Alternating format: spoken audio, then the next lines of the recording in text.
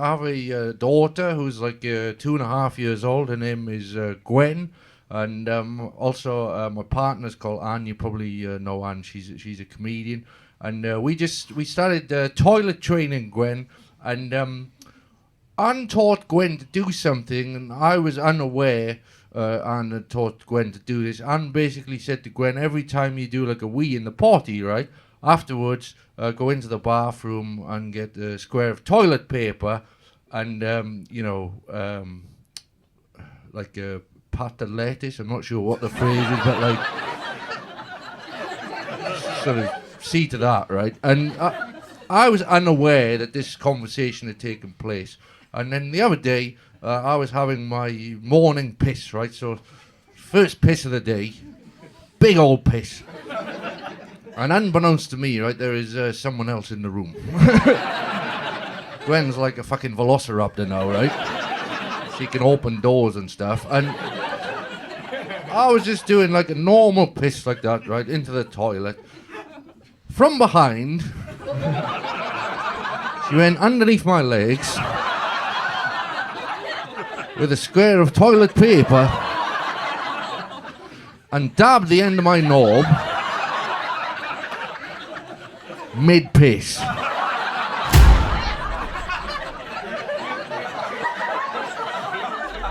I'm 40 years old, right? Easily the most afraid I've ever been in my life. Set off like a kind of piss-based firework. There's piss on me now, piss on the toilet, piss on the wall, piss on the ceiling. Piss on the ceiling, incidentally, the name of Sophie Ellis Bextor's disappointing follow-up to Murder on the Dance Floor. You know, I've taken the brunt of it, right? She's been shielded, like she's behind me, dry as a bone, just chuckling away to herself. And I was angry, you know, but I was kind of proud. I was like, you just invented like a new school prank. You remember those pranks when you were in school? Like when I was growing up in Wales, we had like the nipple cripple, you know, where they would twist your nipples around really hard. Or one where they would like grab your arm and like violently turn it in one direction and then simultaneously turn it in the opposite direction. You have that one? What do you say? Someone over there said Chinese burn.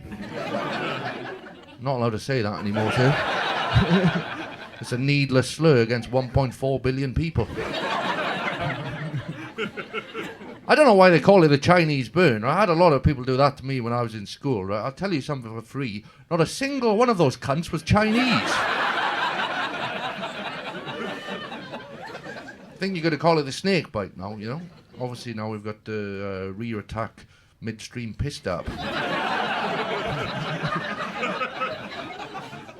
Very nice to be here recording a special at an actual comedy club, you know. I toured my last show all around Australia, and I finished up touring. It was August last year, and I was doing Darwin Festival in August last year, and my venue, final date of the tour, was outside. Not the ideal climax to a tour, just in the bush, just telling jokes to people walking past. And no, it was fun, you know. It was like in the open air, and it was a good show. And afterwards, I had a friend there, right, who'd come to see the show, and we had like a beer or something in the festival club in the bar. And he said to me, "Hey, Lloyd, I got a flight right back to Melbourne at 4 a.m. this morning, and I'm just wondering, do you want to stay out like drinking with me till like, I don't know, 3 o'clock or something? Like I gotta go to the airport at 3. Let's get some beers in until 3 o'clock." And I was like, I don't think there's going to be anywhere in Darwin, right, that's open for us to have beers until 3 o'clock in the morning. And he went, "Yes, there is." And I was like, "Where's that then?" He goes, "Oh, it's a bar and it's called Shenanigans." I was unfamiliar with the bar Shenanigans, but immediately Shenanigans, like, it's a red flag to me. The bar is called Shenanigans, you know, meaning as it does, like, unspecified trouble caused by men. It's vague, isn't it, shenanigans? You know, for me, shenanigans could be anything from some, I don't know, horseplay between some mates to like the events of 9/11. Like it all it all falls under the umbrella of shenanigans. You guys are a couple down here in the front row, right? Imagine, madam, right, after the show tonight, you say, I'm going home, right, I'm a bit tired. He says, I'm going to stay out for like 1 beer or 2 beers, right? Now flash forward to like 7 o'clock tomorrow morning. He comes through the front door, right? You meet him in the hall, you're furious. You're like, what the hell have you been up to? And he just replied, shenanigans.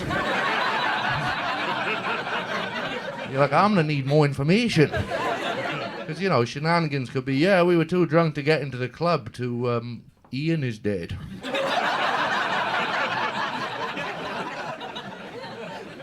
You ever go to Darwin, you would go to shenanigans. You know, they shouldn't have actually called it shenanigans. What they should have actually named that bar is violence and infidelity. So this show is called Blunt, right? And it's just about me. I turned 40, like I said, in August last year, and I decided on turning 40 that I would just be like more of a prick. Thanks. Maybe not even more of a prick, maybe the same prick, right? But just things that I would keep to myself for my 30s, right? Now I'm 40, I'm like, fuck, I'll just say that out loud, I don't care.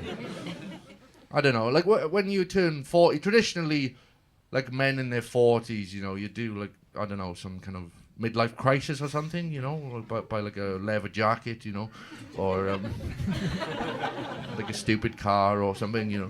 Sometimes men in their 40s, you know, they take more drastic action. Like men in your 40s in the audience, do you ever just wake up one day and think, I've had enough of this, right? I'm going to get a big length of rope, right? I'm going to go down to the park on my own. I'm going to get one end of the rope. I'm going to tie it around a tree, right? I'm going to get the other end of the rope. I'm going to tie it around another tree, and I'm going to practice my balancing.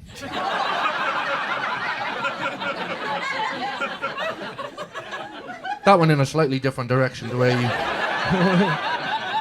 I would argue a far bleaker direction. Yeah, he didn't take his own life, but he's one of those public balancing pricks now, so... He is dead to me in a way. Sometimes I think maybe I just want to drop out of society in general, you know, like I've had enough. Like there was a guy when I was growing up in South Wales, he became briefly famous, right, in my area. This guy, he was a homeless man, right, and he managed to break into and live inside one of those giant metal charity clothes donation bins. Yeah. And like people in the town... They were really angry. They were like, there's a homeless guy living in one of the big metal charity clothes donation bins. I was a kid. I thought, this is cool, you know. Cuts out the middleman, doesn't it? You put the clothes in the bin, right? If he wants the clothes, he puts the fucking clothes up. Charity don't have to get involved.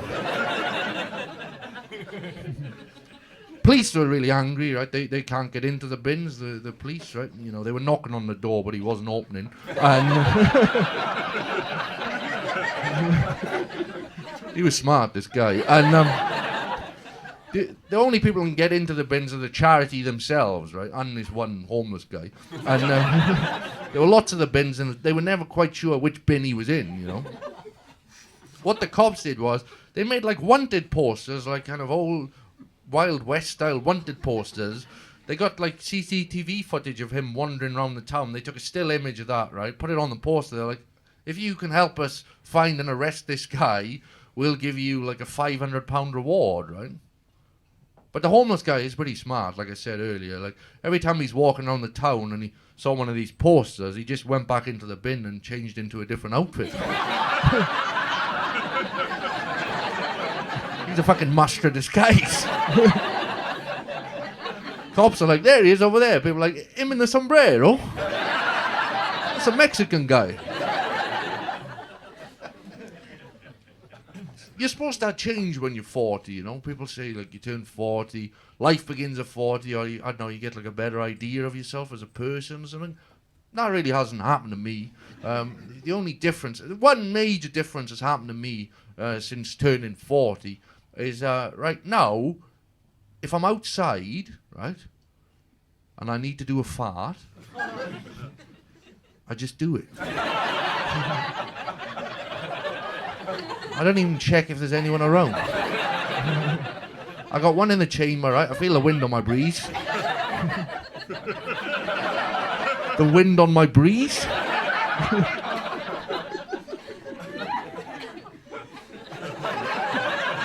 Suddenly just turned into thesaurus.com. I feel the draft on my gust, and I feel the breeze on my face. Bang, I let it out, right? What happened was, right, I was in the park, right, and I did a fart, right, that I would normally blame on Gwen. That's one of the few advantages to having a small child, right? But I hadn't anticipated the heft of the fart. It was clearly an adult fart. There was no way this fart was emanating out of a toddler, right? It would have blown her tiny ass clean off. She would have shot up in the air like a fucking rocket. I did the fart, there was a lady near us in the park. She kind of turned around and went, "What are you doing?" I was like, "I'm farting outside. It's the safest place to fart. The least enclosed of all spaces. The world. I'm farting into the world. It's going to dissipate in a matter of milliseconds, you know? Like, what's your problem, you know? It's not like we're stuck in a lift together. I'm not holding your head under a doona. I'm just farting into the sky, you know? Leave me be." Saw this news recently about Taylor Swift, right, and her private jet use. She took so many private jet flights on this worldwide tour. Now she's like the single highest lone producer of carbon emissions, right? I'm thinking if Tay can do that, Lloydie boy can fart outside. Admittedly, like slightly different level of celebrity. She's a sort of international jet-setting megastar. I'm on the 86 tram home. But like, I just...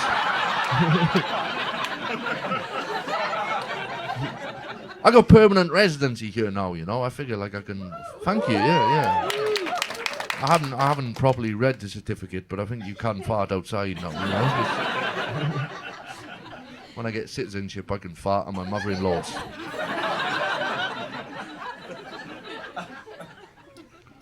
I did have an incident recently though. I was I'm like addicted to op shops, thrift shops, second-hand shops. Like it's like a problem for me, right?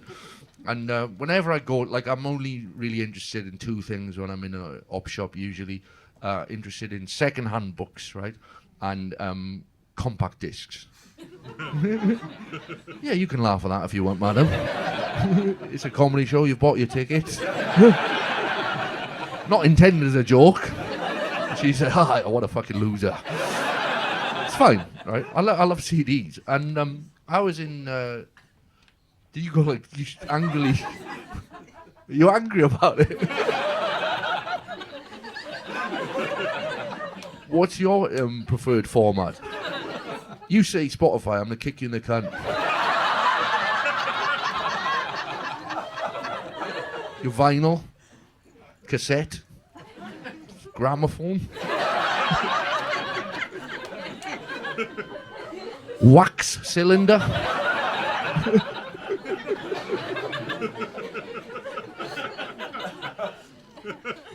I was in Savers, right, on Sydney Road in Brunswick, and I was flicking through the CDs, and I hear a voice from behind me go, "That is absolutely disgusting.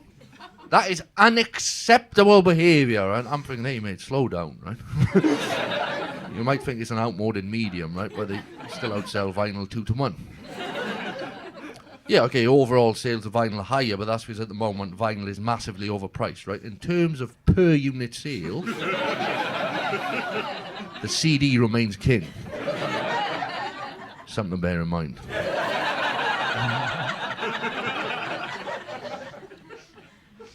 I turned around. He obviously wasn't talking about that, right? I turned around and there was a big shit on the floor behind me. A big shit on the floor behind me, and no one else there. This is how it was, right? The CDs, me, a big shit on the floor, and a staff member that's trying to deal with the shit on the floor, right? And he's not outright accusing me of doing the shit, but I'm the only person in the area, and he's saying quite loudly in my direction, "That is unacceptable. That is disgusting."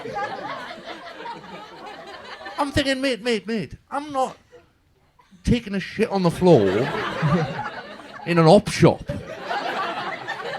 and then continuing to browse. Every time I've done a shit on the floor in an op shop, I'm out of there. Do your shopping beforehand, you know?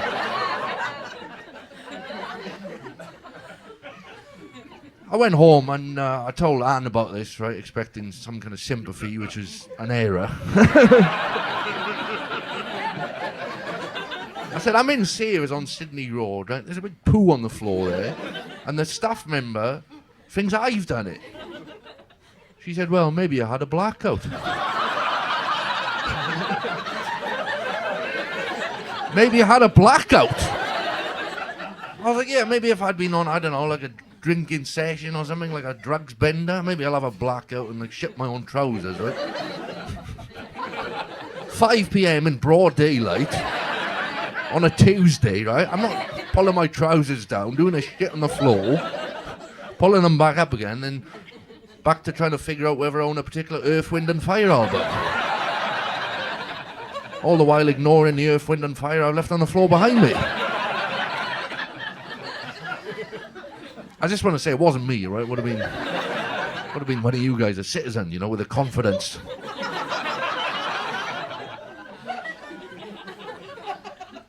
I've had a bit of a weird start to this year, actually.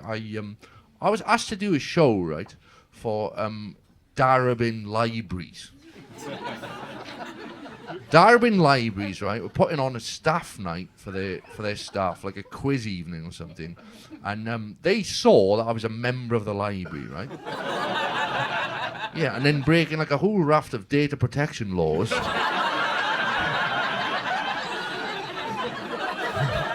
Contacted me directly and said, do you want to host this quiz night for the library? And I was like, yeah, I do. I'm a member of the library. I'm already a fan of the library, and I enjoy a quiz as well, you know. So like, I'm up for it. I'll do it, right? And it was like 2 months down the line or something like that. Put it in the diary and kind of forgot about it, right? Maybe 2 or 3 days later, they sent me a follow-up email. They said, "Oh, we forgot to mention this in the first email, but it's very, very important." They said, when the quiz night is happening, there won't be any children in the library at all, right? The library will be closed. It'll just be you and the library staff. However, the library is a place for children, and as such, in order to host the quiz night, you need to complete a working with children check. Like we say, there won't be any children in the library, but I don't know, maybe like a loose, quiz-hungry child. Coming off the street, circumvent the security, and we need to cover our asses, legally speaking. This is non-negotiable. You have to complete a working with children check in order to host the quiz evening. And like, I'd already agreed to host the evening, right? So I was like, fine, I'll do it, right? So just another hoop to jump through, you know? Like, I want to host it. I'm looking forward to it. I don't know if you're familiar with a working with children check. Like, I wasn't that familiar with it. It's quite a weird concept. You basically have to contact the government and ask them, am I a paedophile?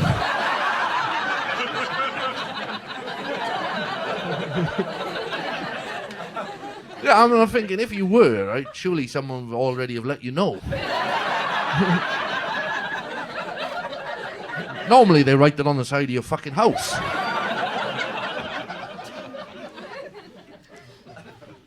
You have to pay as well, right? It's $128.20, right? And it's like you don't get it back, like if you're not a paedophile. Like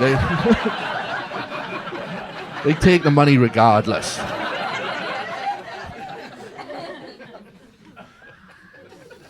I was telling Anne about it. She's like, you can do it online. You can apply online. I was like, fine, I'll just do it one evening. I'm trying to apply online, right? I can't do it online.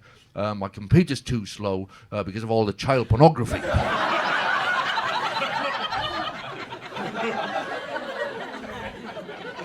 If you can't do it online, right, you get like a little notification saying you have to go and do it in person in the post office, right? I was like, fine, okay, I'll go and do it, right? The nearest post office to me is Northcote, right? So I go to the post office there. Couple of things you need to know about the day I'm going to the post office to do the Working with Children check, right? It's raining very, very heavily, and I own one waterproof jacket, right? It's actually kind of a bright yellow, kind of brighter than this, and it's like knee length. I'm in a rush, right? My hair's all wet, I'm sweaty, right? I've got to do this job, right? I get to the post office. I'm not in the post office long. I'm in the queue maybe like 5 minutes, right? I get to the front of the queue, and the lady in the post office is like, what are you here for? I said, I'm here to do a Working with Children check. She was like, I wouldn't bother.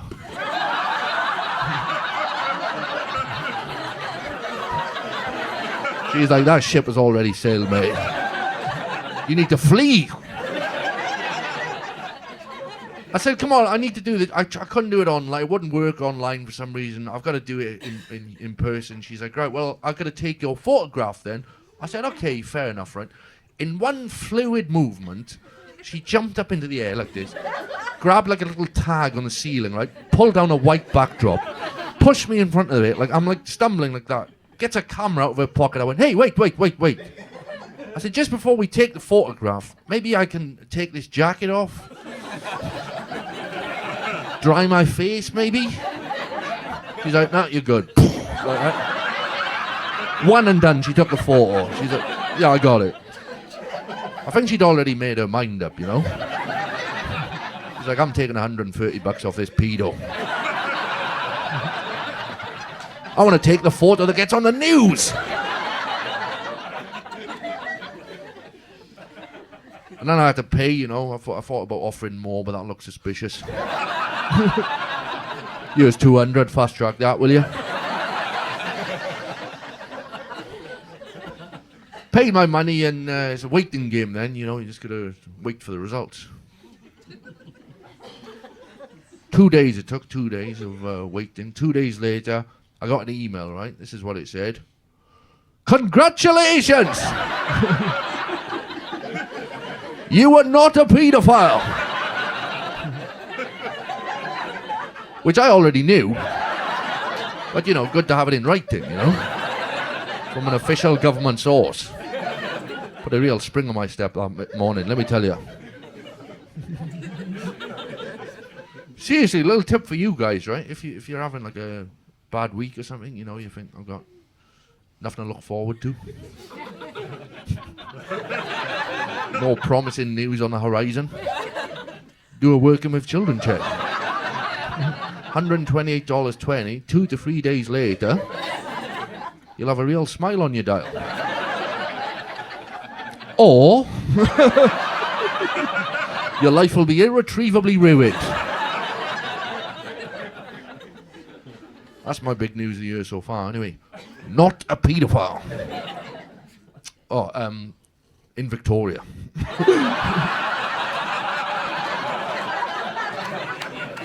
New South Wales, I'm fucking mad for it.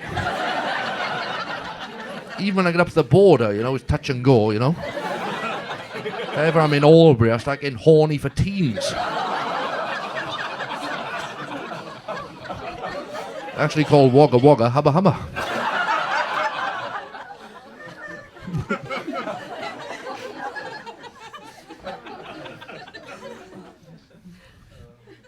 Anne and I, we've had a bit of a rough patch, a bit of a, I don't know what you would call it, like a blip in the relationship, a little bump on the road.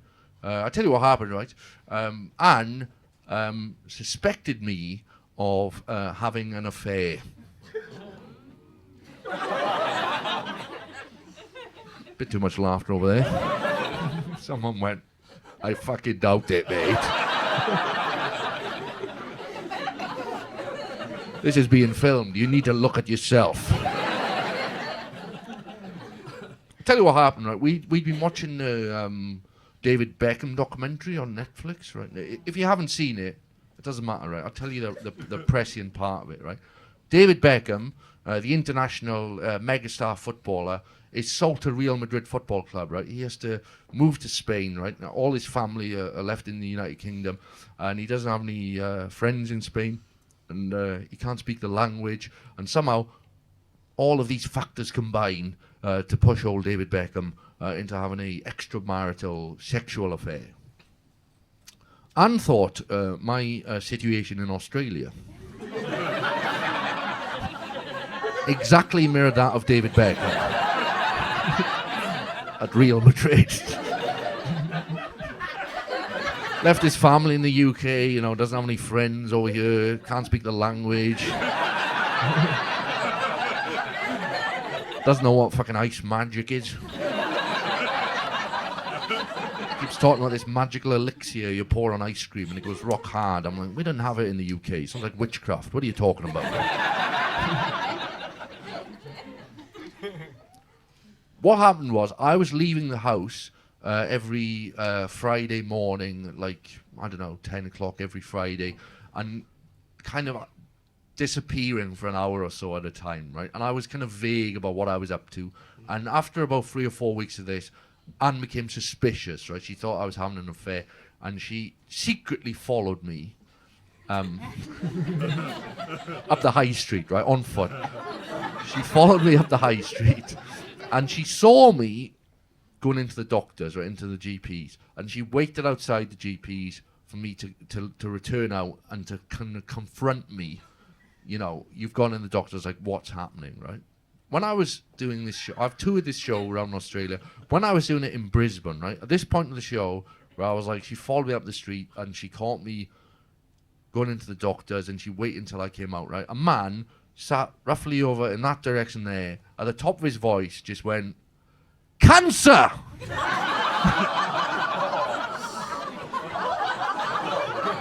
I was like, that was a fucking bold heckle, mate. Also, I don't know if you know much about the treatment of cancer, but it isn't usually like a weekly trip to the GP. They're not like, well, come back in 7 days, we'll see if it's cleared itself up or not. I didn't have cancer, right? What I had 2 warts on the underside of my foot, right? And he's like, fuck, I'd have preferred cancer, actually. I thought I could get it secretly treated before, and yeah, I mean, now I say it out loud, it feels preposterous. I went to the doctor, right, and I showed him the underneath the foot, and he looked at the warts, and he was like, yeah, all right, I'll treat that with liquid nitrogen. Yeah. And I was thinking, yeah, fuck, you know, I remember Terminator 2. Stops the T-1000, doesn't it? I was like, sort these out, no bother, you know. But I was going to this doctor maybe 8 weeks, I went. And every Friday morning he's putting liquid nitrogen on the bottom of my foot. And after 8 weeks, he did something I wasn't sure you were allowed to do as a doctor. He fired me as a patient. He was like, these warts aren't going anywhere. I've had enough of this. I think it's time we started seeing other people. Has anyone ever had warts? That's fair enough. He referred me to a podiatrist, right? So I get to the podiatrist, and the podiatrist sits me down and he says, before I say anything else, I'd just like to say, warts are nothing to be ashamed of. I was like, mate, up until this moment, I've had no feelings of shame whatsoever. You have introduced the concept of shame. Now I'm feeling it pretty strongly. He was like, yeah, 96% of the population have the virus that causes these warts. And I was thinking, the other 4%, those are the true elites. Not the billionaires, but the wart-free that tiptoe gaily amongst us. Weirdly, all of them in this evening.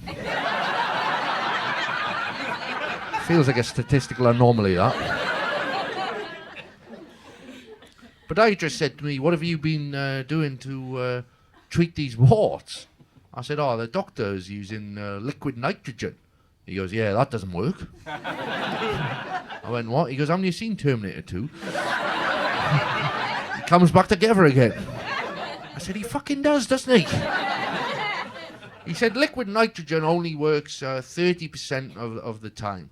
And I thought, yeah, actually, like, now you mention it, I'm from the UK. I've never had warts before, but I never heard of them treating warts with liquid nitrogen in the UK. Then he dropped a sentence on me I thought I'd never heard in my lifetime. He said, yeah, well, in terms of podiatry, the United Kingdom is light years ahead of Australia.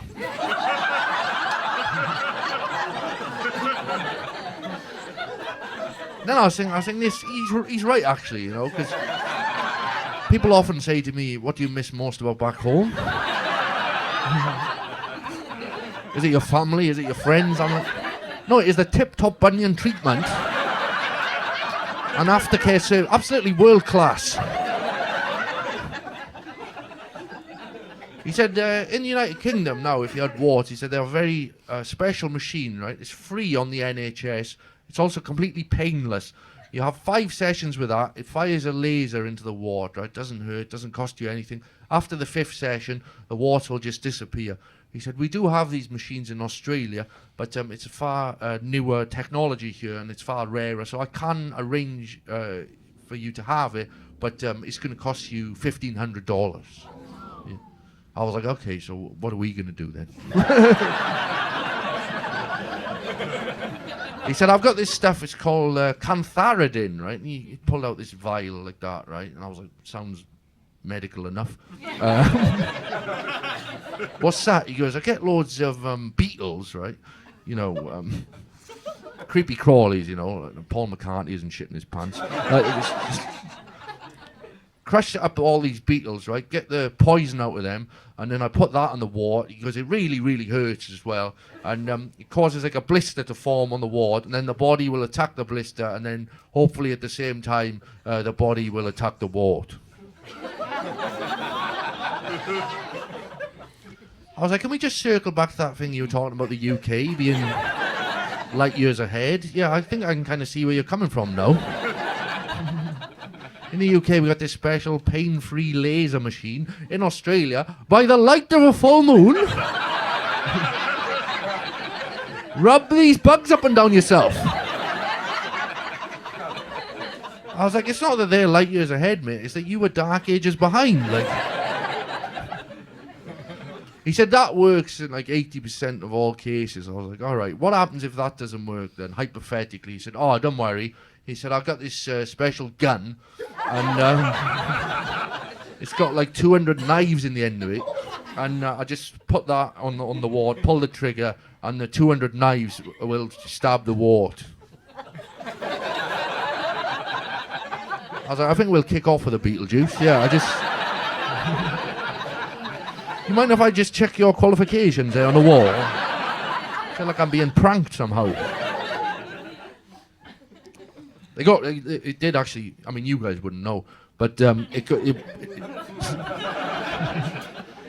worked. It got rid of the warts, you know, which I'm happy about, because I'm on a website called WikiFeet. You know WikiFeet? It's like a sort of it's like a sort of internet database of like celebrities' naked feet for perverts, you know. And I'm on there, and I got like a high score, you know. I got the perverts like my feet, and I'm thinking warts would really bring my score down. or unlock a new level of pervert. It's my fault I'm on. It's my fault I'm on there. Like a couple of years ago, this guy contacted me on Instagram, right? And he sent me some messages. He was like, "Hey, I'm a big fan of your comedy," and I was like, "Oh, thanks. You know, that's very kind of you to say." And then he sent me another message, and he was like, "Oh, any chance of seeing some photographs of your feet?" I was like, "Yeah, right." Back down the post office.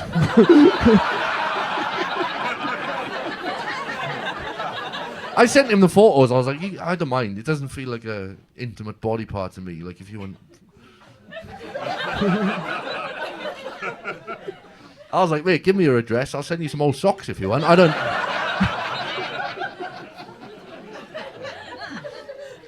I think I know where I got the warts from as well. Right?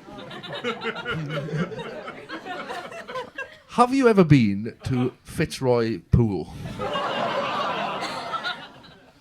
It is one of the strangest swimming pools I've ever been to in my life, right? There's like an area of the swimming pool where lots of sort of young, hot people hang out to try and fuck. Do you know what I mean? There's like an area, it's like tiered seat, it's like a sort of horny coliseum. They're all just there, none of them are swimming, they're all just there. Trying to pick up, right? And I went there and picked up 2 warts. It's so weird. Like last time I was there, there's like a recreational swimming lane. Last time I was there, I was like, I'll go for a swim in the recreational swimming lane. There was a guy lying next to the pool, right? He had a pair of Speedos on, full hard on. Just lying down next to the pool with a full hard on, just like, I'm good to go, you know. I'm just like, I went for my swim and then I was getting out of the pool. I think I must have had like chlorine in my eyes because I thought I was going for the ladder.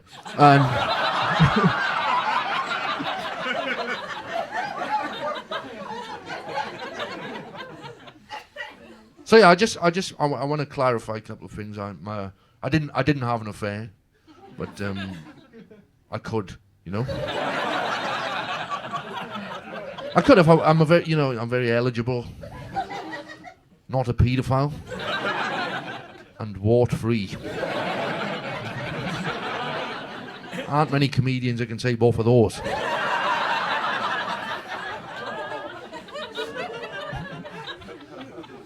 We have the odd up and down. Like it's generally pretty good between Anne and myself. You know, like, we have like arguments and stuff, but it's pretty good. Like we haven't tried to kill each other yet. Which I'm obsessed with this case at the moment. Like I'm not sure how much I'm allowed to say legally, but you guys know the mushroom lady?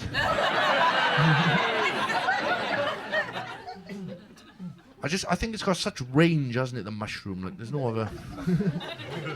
other food with that kind of range. The possibilities with a mushroom, you know. You can die. You can have a hallucinogenic experience that expands your levels of consciousness, taking you to hitherto unknown places of understanding. Or you can have a lovely risotto. Like there's no such range. There's no other food with that kind of range. People say to me the potato's good. I'm like, yeah, the fucking potato's great, right? It's never opened up my third eye.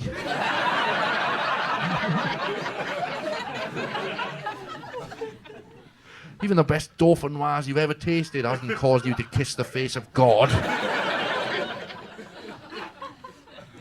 I think if ever I was on like death row, right, in America, which is admittedly like a long shot, but you know, you get to choose your final meal, right? They'd like rap on my cell door, you know, the evening before the execution. They're saying, right, your day's coming tomorrow, right? What are you gonna have for your final meal? I'd be like, big bag of mushrooms. They're like, what kind of mushrooms? I'm like, I'll let the chef decide. Who knows? You might not even have to switch the chair on.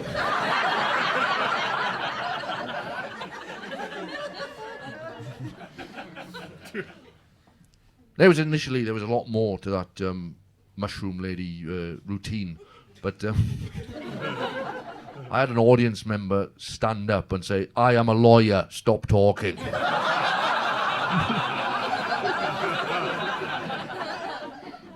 Which is the perfect heckle.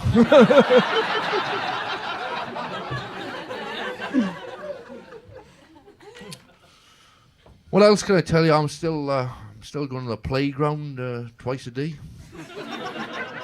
Every day of my life I'm in the playground. 2 times a day, every day.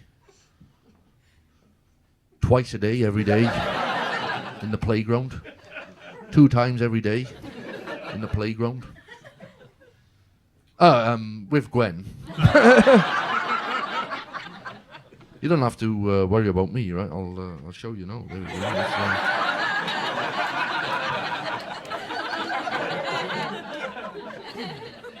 Do you want to show them on the screen there?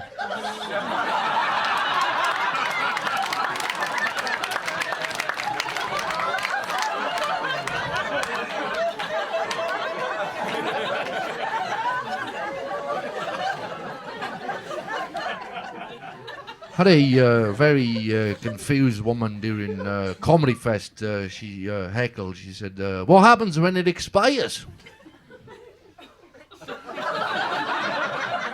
I was like, "It's not like a werewolf. Like, I don't instantly turn into a paedophile." You can get rid of that now, please, Luke. I don't know if there's any parents of young children in, but the thing absolutely does my nut in at the moment in the playground, right, is these tight cunt parents that insist on having their child's birthday party at the playground. Like, you can't have a private party, right, in a public space, you know. It's like these people that play their music very loudly at the beach. You think this music is great, right, but nobody else does, you know. Your Spotify Wrapped in 2024 is going to be you listen to 900 minutes of EDM, 700 minutes of Drake, and 15 minutes of your own whimpering screams as you're beaten to death with a Bluetooth speaker by a very pasty Welshman who's listening to jazz on a Discman. I don't think you can have a party at the playground, you know. The playground is for the whole community, isn't it? It's for the children and drug users, people addicted to risky outdoor sexual behaviours, graffiti artists, high schoolers bunking off school, people that cannot control their dogs. Like, the playground is for the whole community. Gwen as well, I would say, is a large part of the problem. You know, 2.5 years old at the moment. I would say Gwen at the moment has the impulse control of a 1970s Elton John. With a slightly better haircut. She's an absolute fiend for a party, right? So she sees the balloons and the cake and the presents, and she's like, "There's a party in the playground." And I'm like, "There is. Weirdly, we aren't invited." You know, they commandeer a gazebo, don't they? What they do is they send some poor, unloved aunt down to the playground in the dead of night to reserve the gazebo. She's just jumping at pigeons and possums and shadows for 10 hours before the party starts. But I'm like, you can't defend the gazebo, right? There's no walls on it, right? That's why in the olden days they built castles with walls on to keep people out. That's why it was like the Great Wall of China, not like the Great Roof of China. Like, absolutely useless as a defensive position, you know? Last time we were at the playground, there was a party happening. Gwen very easily she just burst through the defensive line of adults, drinking slightly warm cans of lager, stole a balloon animal dog, right, from the birthday girl, right, who absolutely, and justifiably, lost her mind. Gwen runs off, right, giggling with this balloon animal. Now she's being chased, right, by a screaming child, right, a very concerned parents, wider members of the family, right. There's 10 people now chasing Gwen, right. She's having the best day of her life. She turns around, right, to see how close they are, loses her footing, trips, falls on the balloon animal dog, right, instantly turning it into a balloon animal tapeworm. And I had to make like a snap decision, right? I just scooped her up and just kept running. Yeah. Onto the tram and home, right? I was like, we're never going back there again. Well, I'll go back this evening, you know, when there's no one else there, right, to retrieve our stuff. There'll be one other person there, tomorrow's aunt.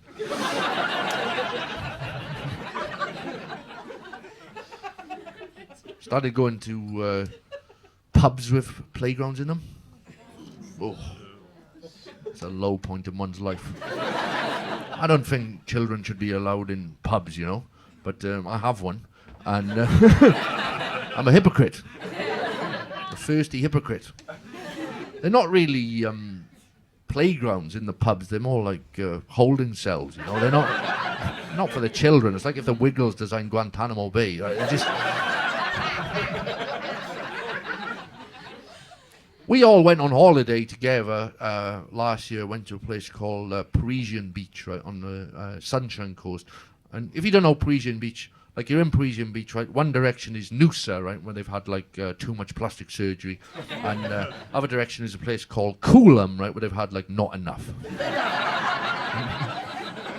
And in Coolum is the largest pub I've ever been in my life. I reckon it's like 2 blocks long. It's got a playground in it.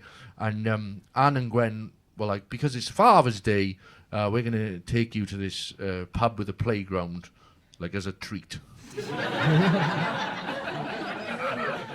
Not to despise the people of Coolum, but I think I was one of the few fathers in the pub still in contact with the child. Not many people knew that particular celebration was happening on that day.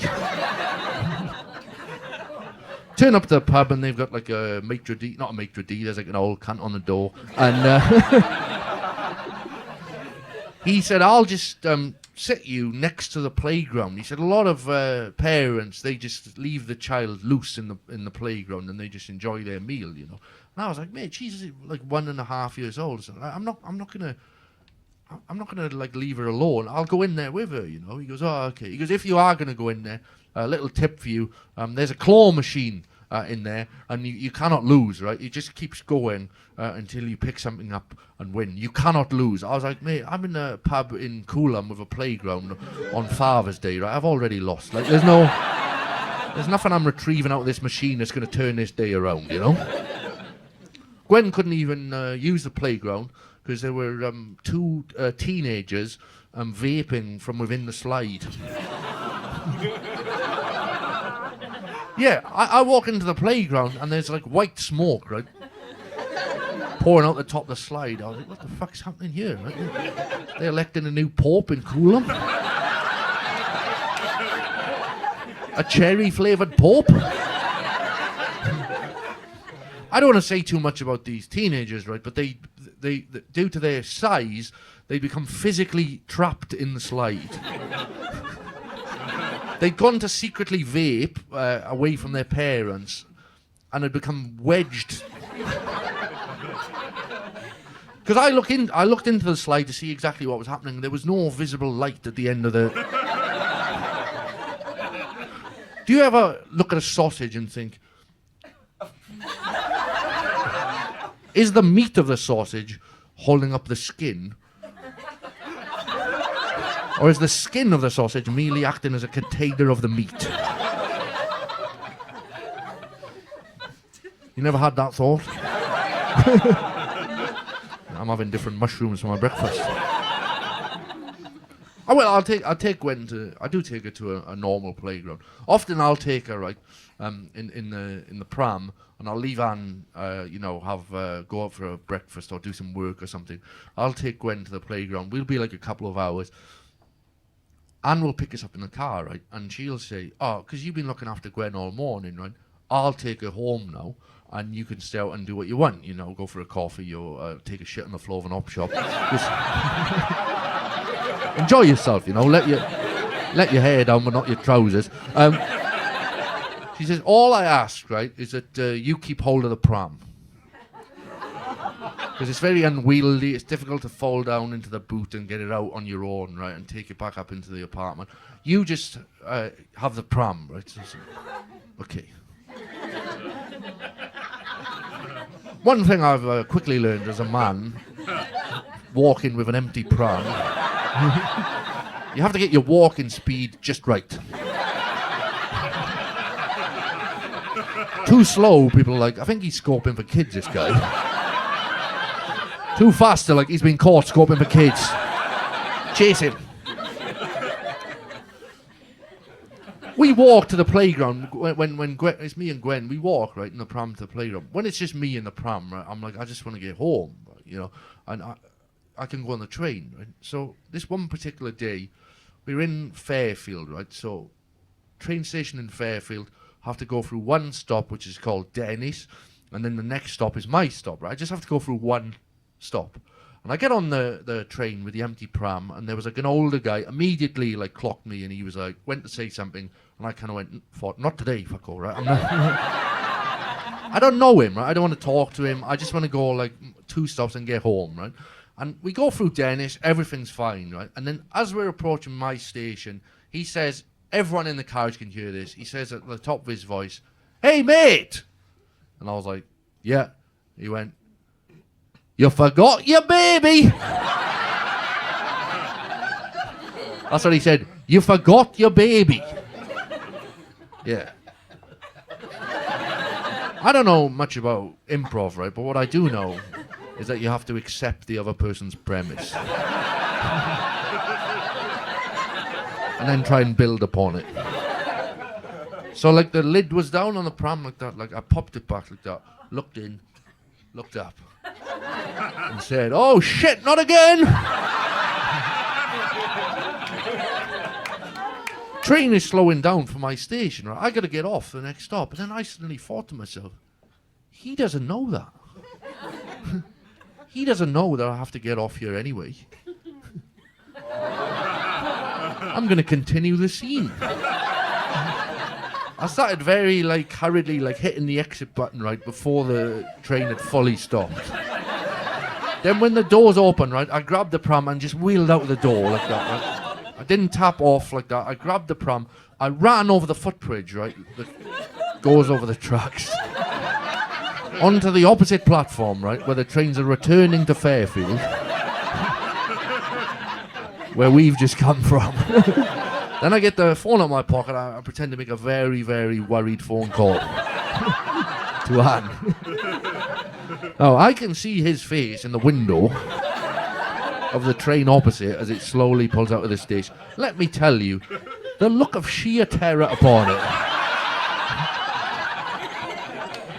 will fill my heart with joy for the rest of the year. Just before I go, I just had one question I wanted to ask you guys. If you go out for an ice cream, right? When you're in the ice cream shop, do you ask for the ice cream to be put into a cup or a cone?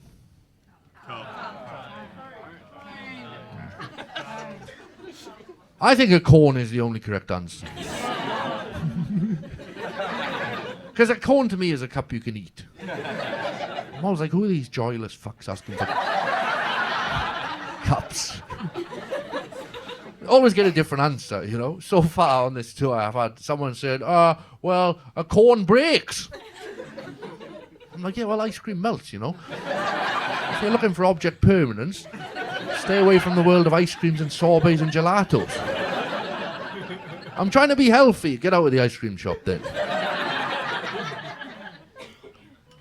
I had a very angry man doing comedy festival. He was like, "Hey, mate." I was like, "Yeah." He goes, "I cannot eat a cone." I was like, "Fine, all right, but you can't eat a cup either, right?"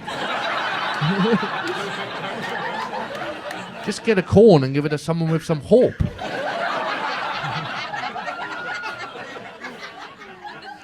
I take Gwen out for ice cream all the time, right? We're in the ice cream shop recently. We've just arrived. There's maybe 6 people in the queue in front of us. There was a man at the front of the queue, an adult man, a fully grown adult man, and he said to the server, I'd just like to try a few of the flavours. I was like, no, you won't, mate. There's a list there on the wall of all the flavours, right? You take a punt on one of them, pay for it, and fuck off. You're not in Willy Wonka's chocolate factory. This is capitalism manifest. There's a queue of people here waiting to buy ice cream, right? Just pick a flavour. They're all good. There's no trick flavours in the ice cream shop. No one walks out going, well, yeah, I asked for yuzu, and actually turns out it's dog shit and wasps. Yuzu is like a Japanese lemon, right? It's like a normal lemon, but with war crimes against the Chinese.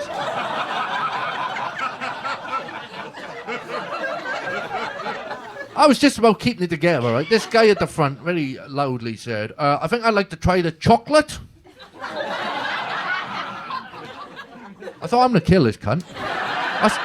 I've decided. I'm going to walk down the queue, I'm going to rip that little wooden spoon out of his hand, slit his throat, sit down, wait for the cops to arrive. There wouldn't be a jury in the land who would convict me.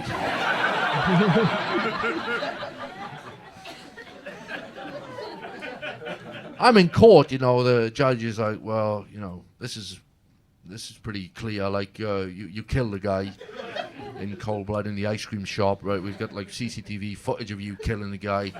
We've got, like, witnesses, like, you know, what have you got to say for yourself, right? I'm like, well, yeah, all right, put it like that. Sounds like it might be difficult, but I'll try. First of all, he was one of those cup people. So I was already on edge.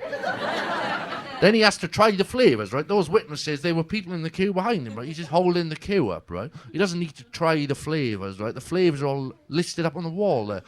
Lastly, he has to try the flavour of chocolate. Judge is like, he has to try the flavour of chocolate? I'm like, yeah, he wanted to try chocolate. Judge is like, yeah, actually, I don't think this is murder. I would actually class this as shenanigans.